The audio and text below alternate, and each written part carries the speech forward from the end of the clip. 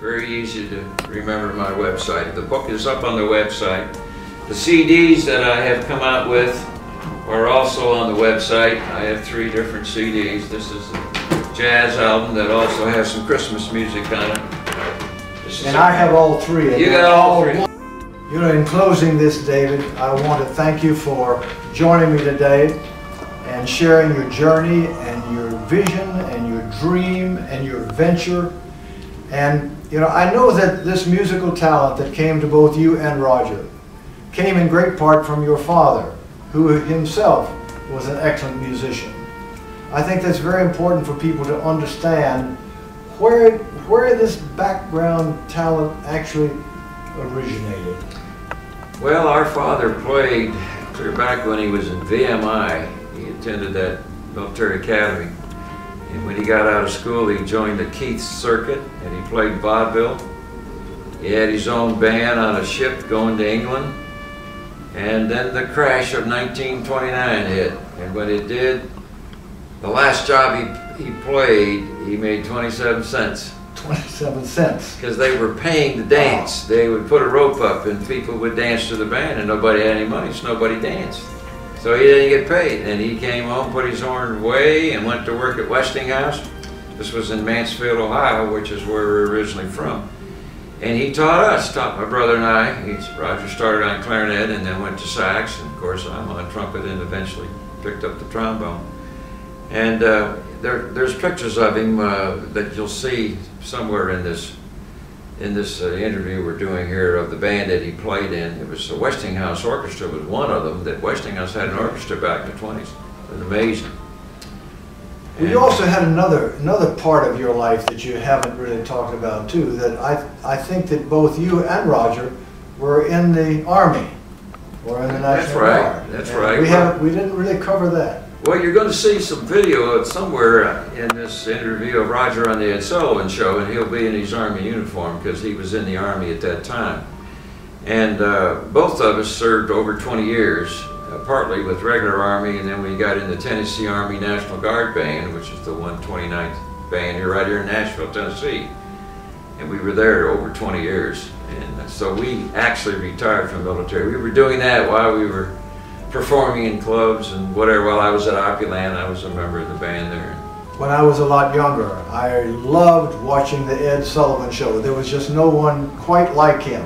I understand the reaction from Ed himself to Roger's playing was something sort of special. Yes, it was quite unique. I think he kind of surprised Ed. In fact, after Roger performed, a little deal they did between the two of them took 39 seconds. And back then everything was kinescope. They didn't have video like they do today. And when I got near the end of the show, they had some singers that had to get on the show, and they were putting them on and pulling them off almost with a rope, trying to get it done in time. It was really interesting to see how Ed reacted to him after he played it. It was an E-flat clarinet he was playing on that show. Now representing the 2nd Army, Private Roger Balph from Lexington, Ohio, and here he is, clarinetist.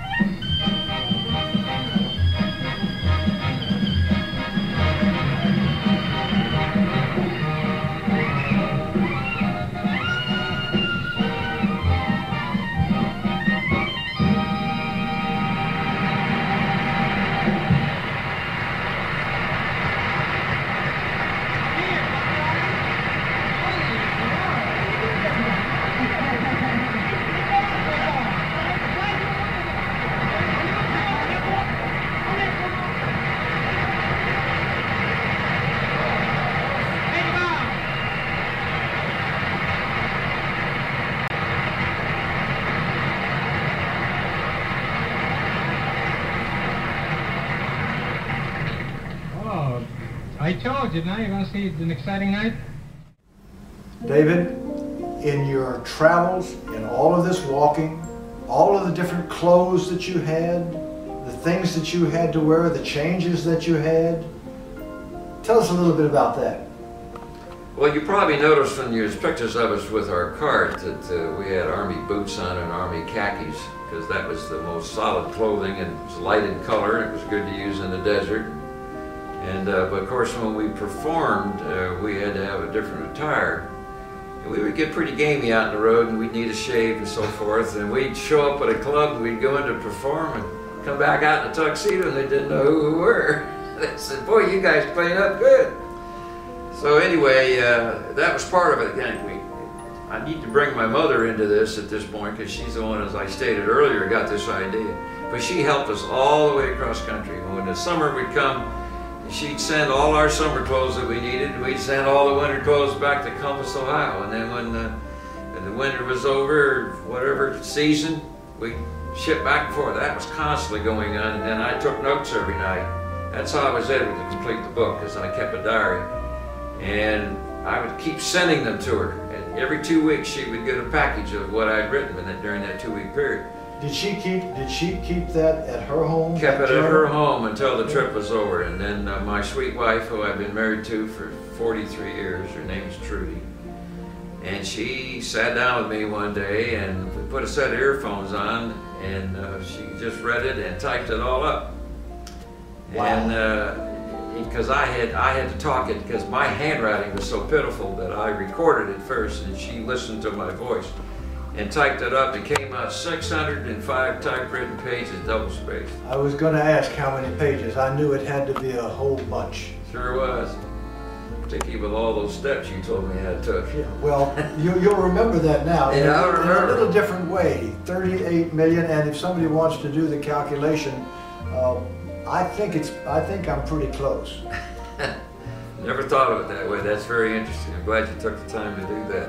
Well, let me conclude this by saying thank you once again. And ladies and gentlemen, you have just met a very interesting, very talented musician, one of two brothers who made a remarkable journey and ended up in Music City, USA. And we in Nashville are glad that they're here. David, thank you Larry, very much. thank Pleasure. you. Great.